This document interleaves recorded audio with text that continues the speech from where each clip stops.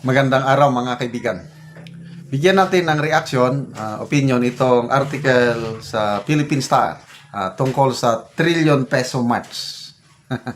Na nung una, first trillion peso march, September 21, okay pa, maraming nag-attend, malakas. Kaya lang itong November 30 na trillion peso march palpak. 7,000 lang ang estimated nag-attend.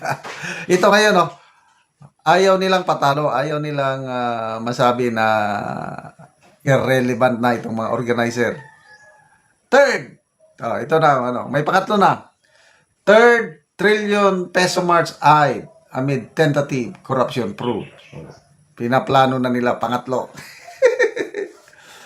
Organizers of the second trillion peso march on Sunday, November 30, are preparing for a possible third nationwide protest, saying another mobilization is likely if government investigations into the multi-billion peso flood control scandal continue to skirt accountability for senior officials. So, Kiko Aquino D, ito yung isang organizer, ano ba ito? Apo ni late President Cory Aquino, tama ba? Kiko Aquino D. One of the organizers said on ANC's Head Start on Monday, December 1, that the group is definitely open to a third mass action if the current pace of the probe remains tentative when it comes to high-ranking officials. D noted that while cases are expected to be filed before the December deadline, inquiries so far have centered on minor officials and contractors. He cited what he described as inconsistent signals from government on the alleged involvement of Speaker Martin Romualdez. 3 weeks ago, sabi niya, the President said there was no evidence. 2 weeks ago, suddenly there was evidence, according to DPWH. Last week, the ICI seemed to be backtracking. It's a little worrisome when it comes to this big fish. The government seems to be tentative as far as their commitment to investigating them. So if that sort of attitude continues, then it is right to have the third edition. Organizers will need to discuss their next steps, but stress they remain committed to continue mobilization for as long as the issue remains unresolved. So yung crowd estimate, 7,000 ang estimate ng police. Sabi naman itong si Kiko Aquino D, narinig daw niya. Mga 30 to 50,000 daw. Narinig daw lang niya sa backstage. But anyway, ako personal ko lang ito. Maganda na tuloy-tuloy ang mga kilos protesta. Maganda yung sinabi niya na parang malamya, mahina ang commitment ng administrasyong ito para imbestigahan ang mga mastermind para makasuhan, tama yung sabi niya. Nung unang nagsalita, Ombudsman Remulla, sabi niya, mahina ang ebidensya kay dating Speaker Romualdez. Kung makasuhan man siya, gross negligence lang. Ombudsman yan Pangalawa, Presidente. No. Kasi tinanong siya ng media, kasama ba si dating Speaker Romualdez na makasuhan? Sabi niya, hindi. Hindi siya, mahinang ebidensya. Very clear. Ombudsman din pa, mahinang ebidensya. Nung nagsalita si Saldico,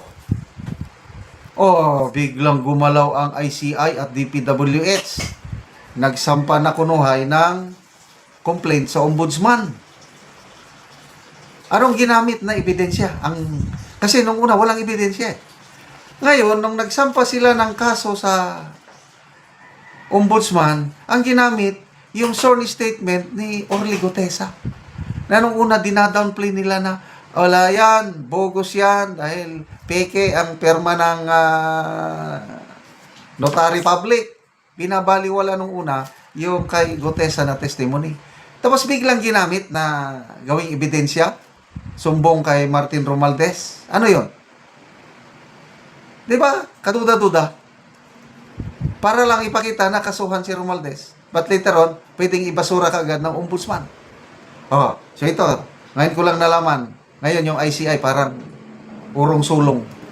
Parang aatras na ulit nga baka babawiin nila yung isinampang complaint sa ombudsman. Eh talagang magagalit ang taong bayan.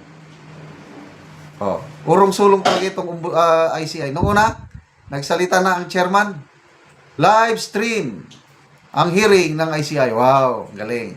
Mamaya, hindi pala pag-aaralan pa yung mechanics. So, wala na. Kaya, to me, personal opinion lang, agree ako dito sa sinasabi ni Kiko Aquino din na tentative. O yung kulang sa, ano ba, kung sa boxing pa is, wala lang. Jab-jab lang. Hindi niya tinutuloy yung punching power. Parang pinagbibigyan lang ang kalaban. Parang ganun kung sa boxing. Ganyan din itong investigation na parang may pinagtatakpan ba? Si Saldico lang ang talagang gusto nilang birahin eh. Kaya yun, nung napansin o na-realize siguro ni Saldico na siya lang ang dikdikin, sabi niya, hindi pwede. I will bring you, drag you down to the pit. Kaya nagsalita siya. Sinasabi nila sinungaling si Saldico. But depende sa taong bayan.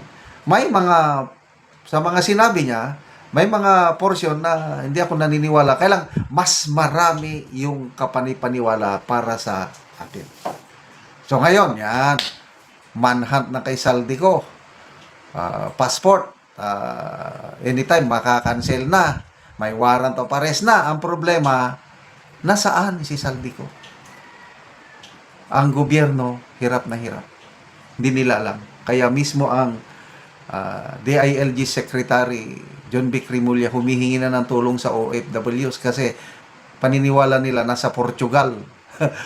So sa mga OFWs daw sa Portugal, pwede ba picturean nyo daw siya, si Saldico, at i-post kagad para naman, I don't know kung ano ngayon. Mga OFWs noon, galit na galit kay Saldico. Kaya lang nung nagsalita siya, nakita ko lang sa mga comments, gusto na nilang tulungan si Saldico.